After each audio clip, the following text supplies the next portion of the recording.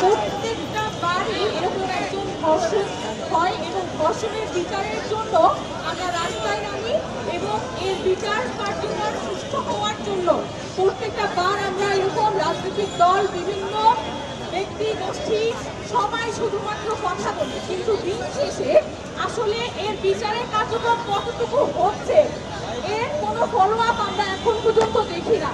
আজকে আমাদের আইনমন্ত্রী স্বরাষ্ট্রমন্ত্রী যারা বলেছেন যে 7 দিনের মধ্যে বিচার কার্যকর পূরণ হবে, 7 দিনের মধ্যেই যেন বিচার কার্যকর পূরণ হয় এবং এমন একটি দৃষ্টান্তমূলক শাস্তি এই ধর্ষকের হোক যেন এই ধরনের ধর্ষক কর্মকাণ্ডের সাথে যারা চিন্তা পর্যন্ত করে তাদের সহজে এই চিন্তা না করতে পারে।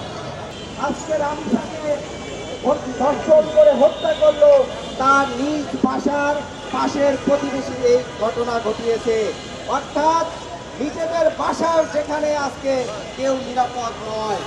একই সাথে বন্ধুগণ, এর বিষয়ে আমাদের খুবই কার্যকরী উদ্যোগ নিতে হবে।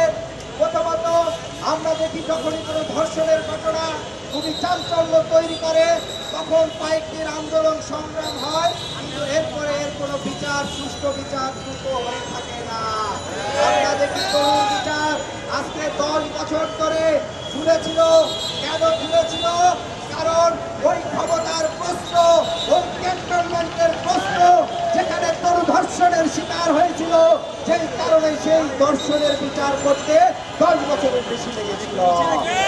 তেমনি ভাবে মুনিয়াকে ধর্ষণের পরে হত্যা করা হয়েছে, সেই বিচারও আমরা এখন পর্যন্ত দেখিনি।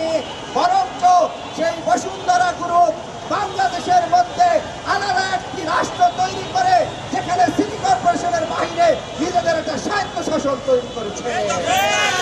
আমরা বলতে চাই বাংলাদেশ রাষ্ট্রকে এই ধরনের মাফিয়া, গুন্ডা এবং রাষ্ট্রের মধ্যে আরেকটি রাষ্ট্র, ছোট রাষ্ট্র তৈরি করা যাবে না। বন্ধুগণ, অতএব আমাদেরকে ধর্ষণের বিচার দ্রুত করতে হবে।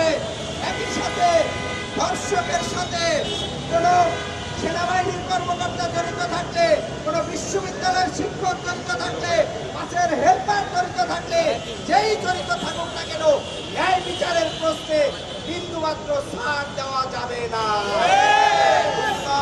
আরেকটি বিষয় দুঃখের সাথে বলতে হয়, বাংলাদেশের বিদ্যমান রাজনৈতিক দলগুলোর মধ্যে এক ধরনের কাঠামোগত যৌন নিপীড়ক তৈরি করা হচ্ছে।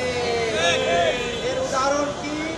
আপনারা কিছুদিন পূর্বে শুনছেন যে রংপুরের পীরগঞ্জের কুমুদপুর ইউনিয়নের সাধারণ সম্পাদক বিএনপি আবুল কাসেম, তিনি তার আরেক নেত্রীকে বলেছেন যে ঢাকা থেকে নেতা এসেছে, তাকে খুশি করার জন্য 15-16 বছরের কচি মেয়ে তারা খুঁজছেন।